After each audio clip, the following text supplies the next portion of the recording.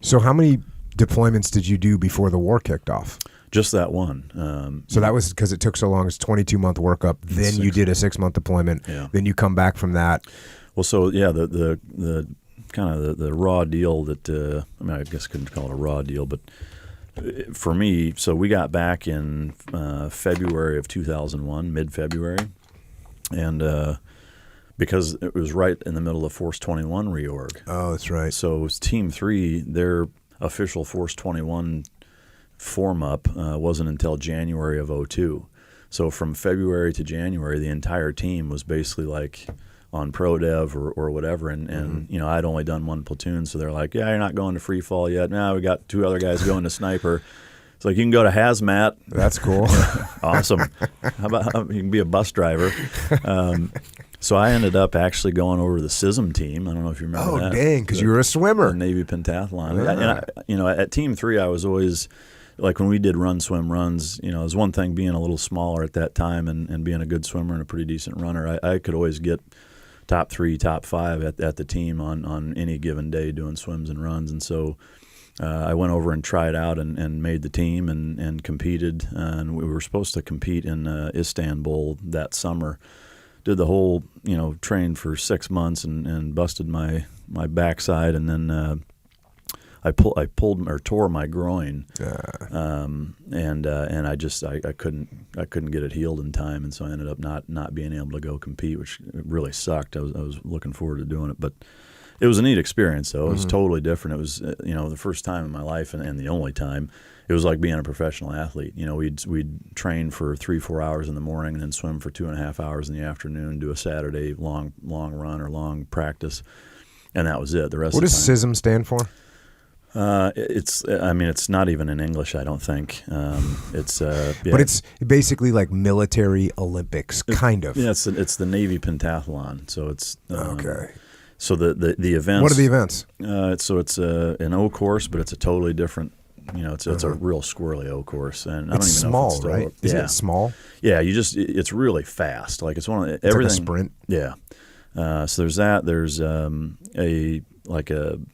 don't even know what they call it. It's like a naval traditional race thing where you're paddling a little boat and you go out around a dinghy and have to do shackles, whatever.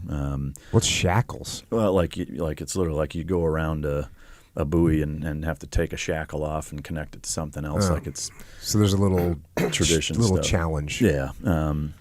Same thing with the underwater O course, which that one was pretty legit. It's a 125-yard underwater obstacle course, and you got those big 3-foot carbon fiber free dive fins on. So you're doing. I mean, it's like you're like, why couldn't I have these in buds? Like you're thinking about combat swimmer. Like I'm going to steal some of these, but.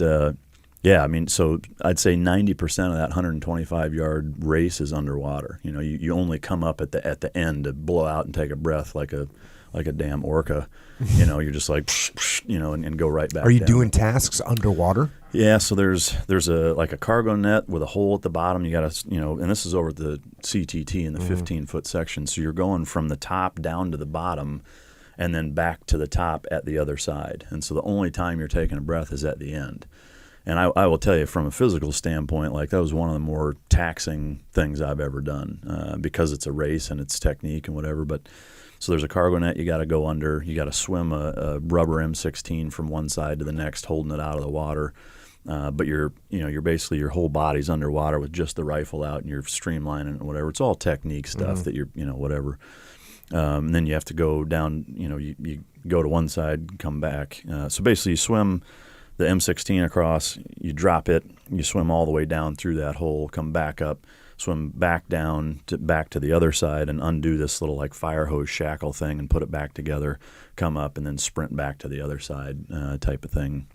And that was pretty challenging. But so there's that, and then there's a life-saving thing where you got to do a, save a dummy basically, but have to get out of your clothes. And so like you're wearing these old Buds greens and they're all like rigged so that you can get out of them. Like literally you undo the pants, and like it's this old technique thing, but you can go from having full greens on in the water, taking them off in the water by doing like this porpoise backflip thing, and you backflip out of them and then go save the guy, and it's really kind of dumb, honestly. Like it's all like I feel ridiculous even sitting here explaining it. Like it sounds even more stupid here explaining it to you guys, not knowing what it is, but yeah, so there was some underwater shit going on. Yeah. That's basically what I'm hearing. Yeah. So It's a that thing circus, you but- can't go because you get injured, and Yeah. now so shortly after you were supposed to compete, if that was supposed to be in the summer of 2001, September 11th goes down. yeah. You get rolled back into a platoon at that point.